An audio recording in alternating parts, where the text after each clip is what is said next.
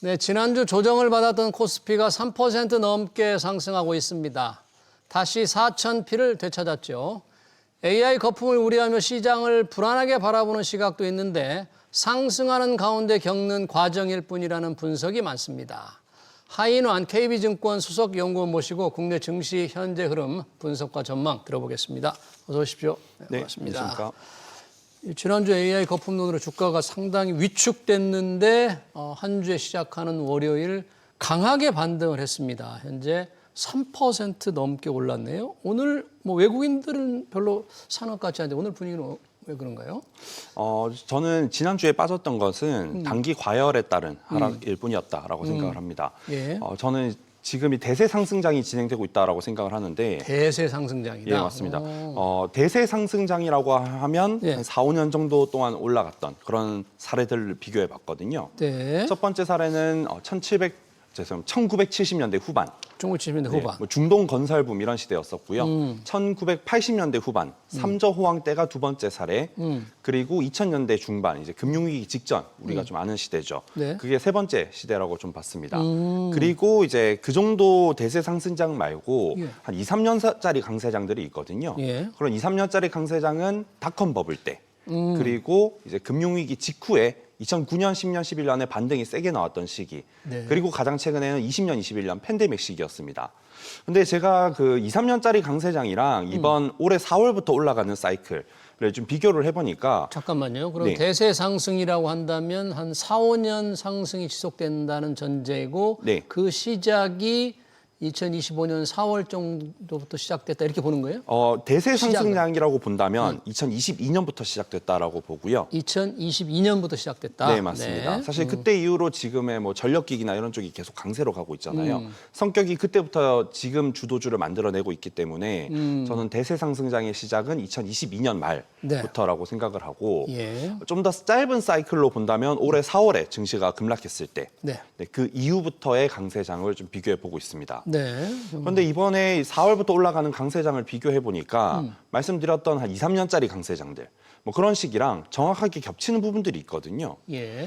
그게 이제 상승의 기간입니다. 기간. 네, 대략 한 200일 이제 캘린더 데이 기준으로 200일 정도 되면 과거 뭐 이제 닷컴 버블 때나 이런 사례들에서 공통적으로 조정이 나타나더라고요. 200일 정도 상승이 지속된 후에 조정이 오더라. 네, 대략 그 정도입니다. 지금도 4월부터 강세가 진행됐다라고 보면 얼추 200이 조금 넘어서고 있거든요.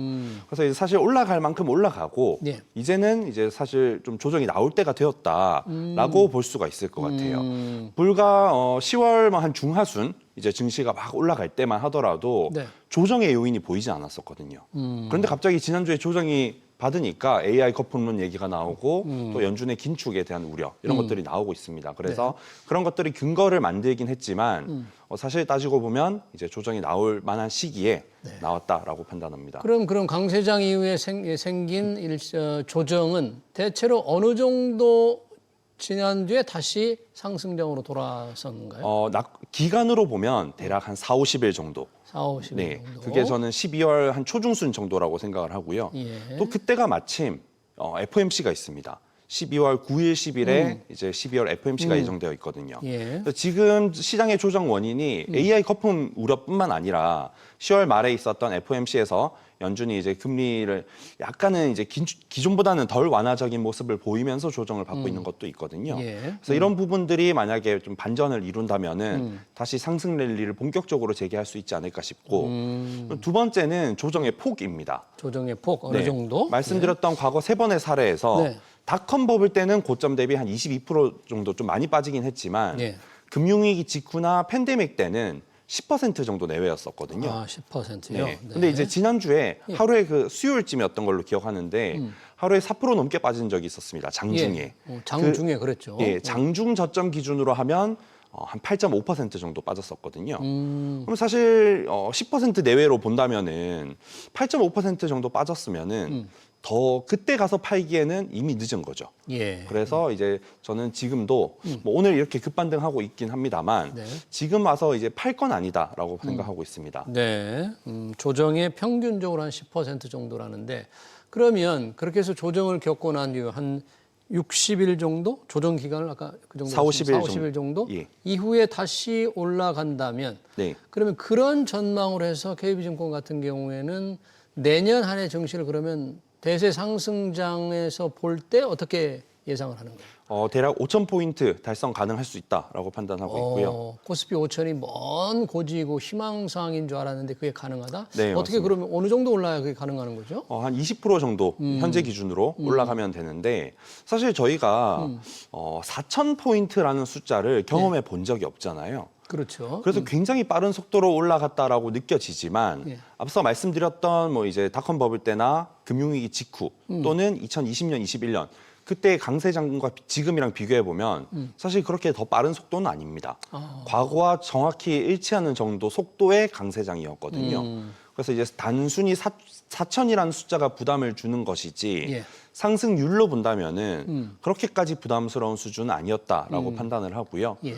이제 내년에 이제 5천이 가능할 것이다라고 말씀을 드렸는데 말씀드린 근거는 두 가지 정도로 그렇죠. 생각을 하고 어떤 있습니다. 요인이 있길래 상승 에너지와 동력은 뭘로 보는 거예요? 첫 번째는 정부 정책입니다. 정부 정책. 네. 올해 정부에서 상법 개정이나 지금 또 오늘은 또 배당소득 분리과세 얘기가 나오면서 사실 이런 부분들이 우리 코리아 디스카운트를 해소하는 데 상당히 큰 도움이 됐을 거다라고 판단을 합니다.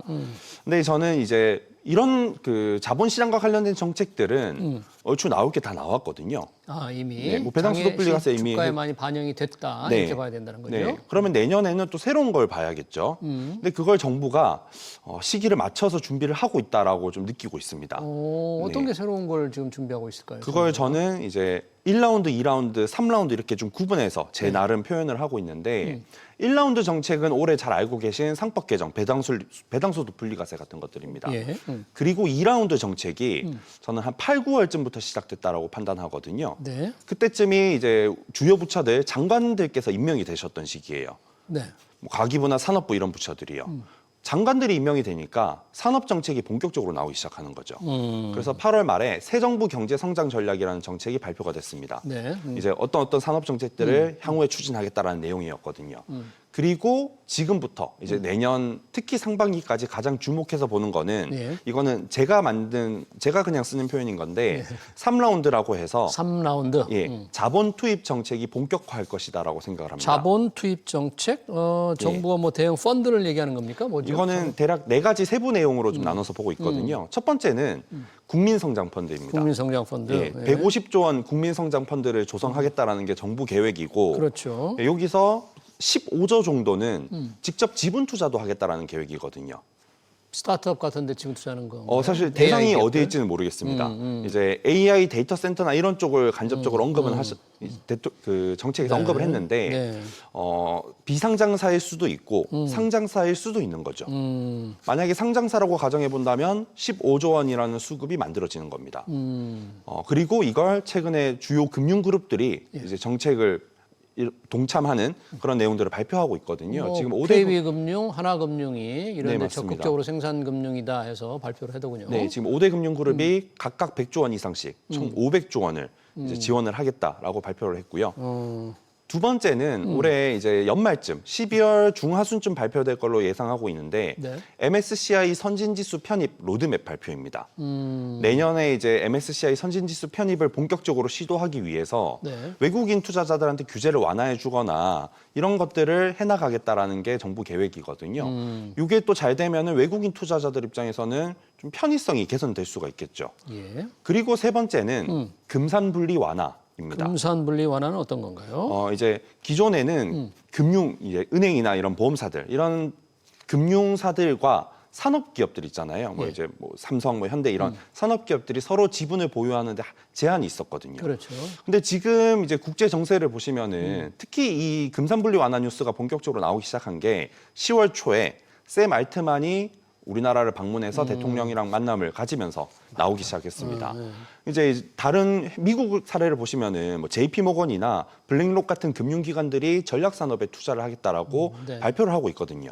근데 우리는 금산분리 때문에 그런 게 좀 제한이 되어 있습니다. 근데 지금 우리도 반도체나 이런 산업들 계속 키워가야 되는 거잖아요. 그렇죠. 그래서 이걸 완화해서 금융자본이 그런 산업을 지원해 줄 수 있게 해주겠다라는 겁니다. 그리고 금산분리 완화. 네 번째는 그 퇴직연금 기금화. 퇴직연금. 네. 네. 지금 이제 시청하시는 분들은 주식에 대해서 관심이 좀 많으실 테니까 네. 아마 DC형 이런 것들로 운영하고 계신 분들이 많으실 텐데 국가 전체로 보면 DB형 이제 회사에서 알아서 해주는 거죠. DB형 규모가 200조가 넘습니다. 여전히 훨씬 많다 그런 얘기죠. 네, 근데 이 DB형은 거의 예금성 자산이라고 볼 수가 있거든요. 이런 걸 이제 국민연금 기금운용본부처럼 만들어서 관리를 해줄 수도 있는 거고 또 그 방법에 대해서는 아직 확정적이진 않아서 뭐 그냥 한 사례로 이해해 주시면 되는데 네. 어쨌든 이런 DB형을 DC형으로 만약에 바꿀 수 있게 되면은 이것도 주식시장으로 유입될 수 있는 자금 규모가 상당히 클 거거든요. 새로운 수요 창출 요인이 된다 그런 얘기네요. 네, 맞습니다. 그래서 이런 네 가지 정책이 저는 자본 투입 정책으로서 시장을 끌어올릴 하나의 중요한 배경이 될 수 있다라고 생각을 하고요. 네, 그렇군요. 첫 번째는 세법 개정에 의한 증시 친화적인 정책, 두 번째는 산업 정책, 정부 장관들이 각자 자기 산업을 지원하는 정책을 내놓고 이제 세 번째 연말부터 내년까지 이어지는 것은 자본 투입 정책, 그 힘에 의해서 주가 지수가 5천이 갈 수 있다 그런 얘기인가요? 네, 그리고 또 하나 더 있습니다. 또 있어요? 예, 또 하나는 최근에 AI 버블 우려가 계속되고 있는데 저는 필연적으로 과잉 투자로 갈 수밖에 없다라고 생각합니다. 왜요? 왜냐하면 미국과 중국이 지금 기술 패권 전쟁을 하고 있잖아요. 네. 이거는 과소 투자보다 죄송합니다. 과잉 투자보다는 과소 투자의 위험이 훨씬 더 큽니다. 왜냐하면 과소 투자를 해서 상대국보다 기술이 뒤처질 경우에는 패권을 잃을 수도 있는 거거든요. 정치적인 문제죠. 과잉 투자를 하면은 또 이제 여러 가지 문제가 파생될 수는 있겠지만 그건 경제적인 문제입니다. 그래서 패권을 잃는 게 훨씬 두려울 것이기 때문에 여러 문제가 있을 것임에도 불구하고 과잉 투자를 필연적으로 할 수밖에 없고 지금 미국의 흐름을 보면 말씀드렸던 JP 모건이 전략 산업에 투자하는 그리고 우리나라한테도 투자하라고 압박을 한 거잖아요. 그런 방식을 통해서 과잉 투자를 만들어내고 있다라고 생각을 하고요. 네. 마침 우리나라의 지금 주도주들, 뭐 반도체, 전력, 뭐 조선 이런 쪽이 패권을 위해서 미국이 과잉 투자를 하고 있는 정확히 그런 산업들에 해당되거든요. 네. 그래서 우리는 그 투자를 받을 수 있는 위치에 있기 때문에 그런 쪽이 계속 주도주 지위를 유지하면서 5,000포인트 달성에 기여하지 않을까라고 생각합니다. 네, 그런 희망을 가지고 있다면 5,000포인트 달성에 대해서 여러 가지 원인을 왜 그 성장 동력을 얘기했는데 만약에 그렇다면 지금 말씀하신 그 성장을 이끌어간 주가 상승을 이끌어가는데 올라타야 될 텐데 그게 지금처럼 뭐 반도체 아까 얘기하는 전력 이런 거가 될지 네. 아니면 뭐 다른 분야가 더 힘을 받을지 중요한 우리가 관심을 기울여야 될 업종이나 분야는 어떤 걸까요? 기존 주도주들인 기존에 말씀드렸던 뭐 반도체, 전력 그리고 뭐 조선 이런 쪽은 계속 보셔야 될 것 같아요. 말씀드린 이유처럼 필연적으로 과잉 투자로 갈 수밖에 없기 때문에 그 투자를 받으면서 실적이 계속 더 개선되면서 주가가 그를 반영할 거라고 생각을 하고요. 예. 두 번째는 이제 또 배당소득 분리과세가 이제 도입이 되면은 네. 사실 내년부터 최고세율을 지금 낮출 거라는 거죠. 맞습니다. 네. 내년부터 도입이 되는 거거든요. 그러면 배당을 많이 주는 그런 기업에도 계속 관심을 가져야겠죠. 예. 그게 이제 사실 올해 또 주도주 중에 하나였던 증권주. 증권주. 네. 네. 사실 또 증권주는 네. 대세 상승장 때는 주식시장이 좋으면 이제 시청하시는 분들도 계속 거래를 하실 거잖아요. 그러면 증권사들이 돈을 많이 벌 수밖에 없습니다. 그래서 이제 증권주도 관심을 가져보시고 자동차도 저는 좀 관심을 갖고 보고 있고요. 네. 그리고 이제 세 번째는 네. 조금은 더 약간은 더 새로울 수도 있는 건데 네.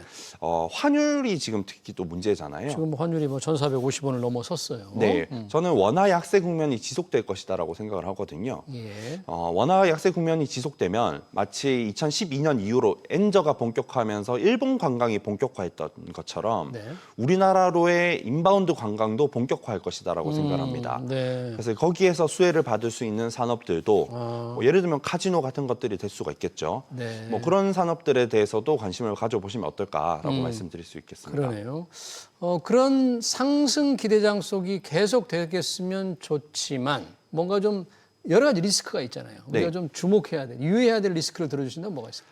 가장 큰 것은 인플레이션 리스크라고 생각합니다. 인플레이션. 네, AI 버블 우려가 지금 제기가 되고 있는데 사실 버블 그 자체가 문제가 아니라 항상 버블이 터지는 것은 인플레이션이 발생하고 그에 따라서 중앙은행이 금리를 인상했을 때 그렇죠. 그 버블이 터지기 마련이거든요.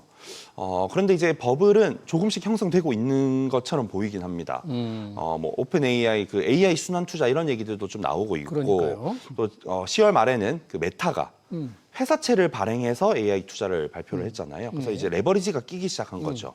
그래서 이제 연준이 금리를 인상하는 시기, 그게 내년 인상까지는 아니더라도 일단 금리 인하를 멈추는 시기는 내년이 될 거거든요. 내년에. 네, 그래서 네. 내년 한 중반이나 하반기에는 그런 리스크가 내재되어 있다는 것도 한번 참고해 보시면 좋을 것 같습니다. 네, 연준의 통화 정책은 중요한 리스크가 될 수 있다는 점으로 대화를 마쳐야 될 것 같습니다. 최근 시장 동향과 코스피 5천의 희망 잘 들었습니다. 지금까지 하인환 KB증권 수석 연구원이었습니다. 연구원님 고맙습니다. 감사합니다. 네.